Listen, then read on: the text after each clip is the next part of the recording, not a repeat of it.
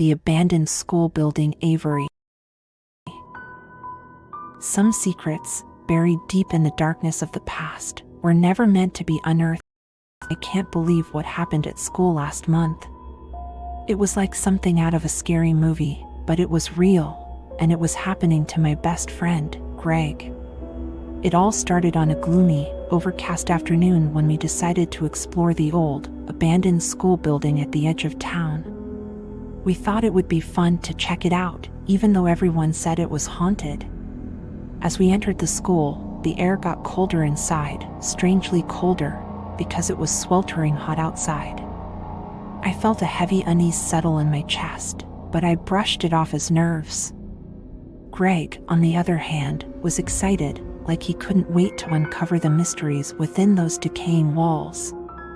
It was as if he was drawn to something in there.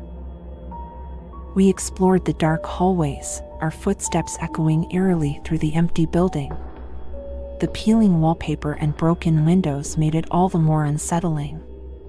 We had heard rumors about the toilet on the third floor, the one that no one dared to enter. There were lots of rumors about strange sounds, whispers, and even sightings of apparitions. Everyone knew the rule: stay away from that toilet. But Greg was different. He had always been a thrill seeker, and he didn't believe in ghosts. He wanted to see if the rumors were true, and he was determined to break the rules. We argued about it as we made our way down the dimly lit corridor. I begged him to turn back, my fear growing with every step, but he insisted. We reached the third floor toilet, and it was exactly as they had described it: old, decrepit, and covered in a thick layer of dust. The air was damp and smelled like mold. My heart pounded in my chest, hoping all the rumors were just, well, rumors. Greg stood in front of the entrance, a wicked grin on his face, taunting my fear.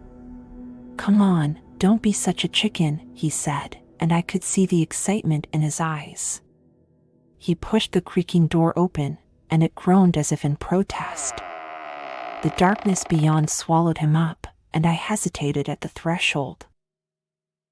The rule had always been clear, but my best friend had crossed the line. I entered the toilet, fearing what we might find inside.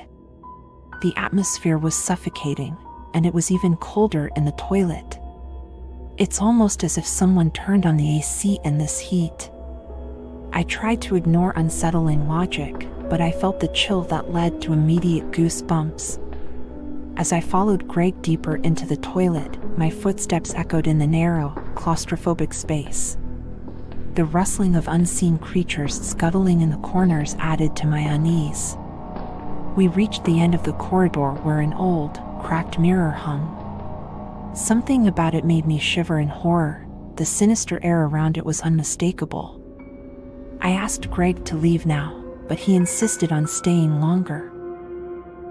Greg's eyes were fixed on the mirror, a strange intensity in his gaze. I begged him not to touch it, but he confidently touched the mirror, but to my surprise, nothing happened. He couldn't help but chuckle, teasing me for my earlier reaction.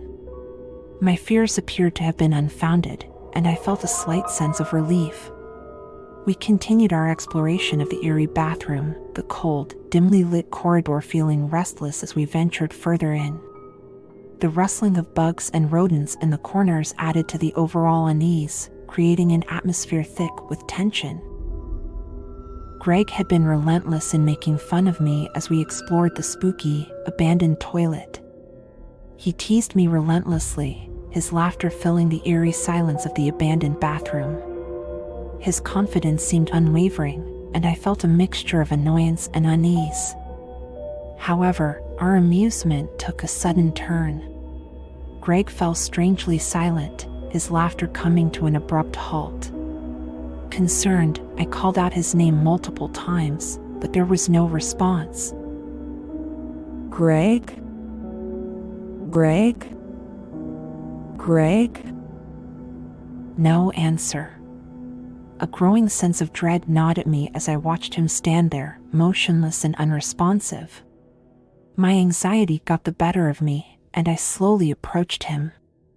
I reached out, placing my hands on his shoulders, and gently turned him around. What I saw shocked the hell out of me. His eyes were bloodshot red, and his voice, when he finally spoke, was disturbingly different. In a tone that felt utterly alien, he asked me, "What do you want?"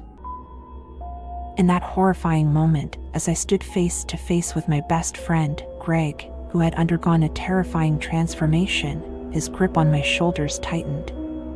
His fingers dug into my flesh, and he began to choke me, his bloodshot eyes filled with an unsettling coldness. Panic surged through me, and I gasped for breath, struggling to free myself from his powerful grasp. With every ounce of strength I could muster, I fought to escape, desperately clawing at his hands. But as I struggled, Greg's unnatural strength became apparent.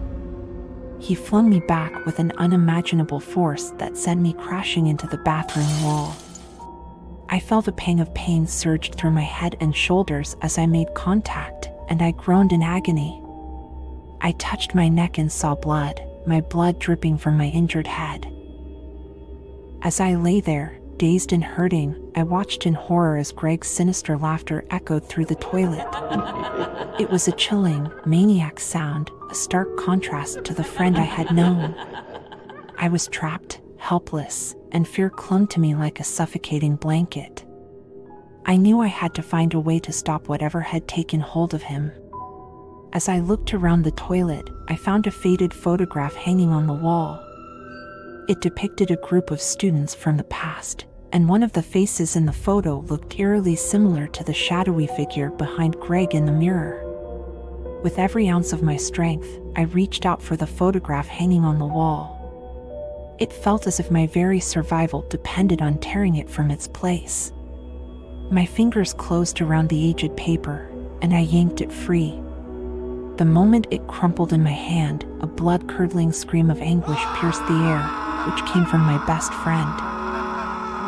I could feel a surge of powerful energy coursing through me, as if I had tapped into some ancient, forbidden force. The old, cracked mirror shattered into 1,000 fractured pieces. In the aftermath, Greg lay on the tiled floor, dazed and disoriented, the redness in his eyes replaced by confusion and vulnerability. He was himself once more, yet his memory of the harrowing possession was a hazy, unsettling blur. Relief flooded through me knowing that Greg was okay. We wasted no time in making our frantic exit from the haunted toilet, our hearts pounding with a chaotic mix of fear and relief. As we retreated from the abandoned school, I couldn't help but reflect on the horrors I had witnessed that day. If you found any enjoyment in the video, I implore you to click that like button and subscribe if you dare.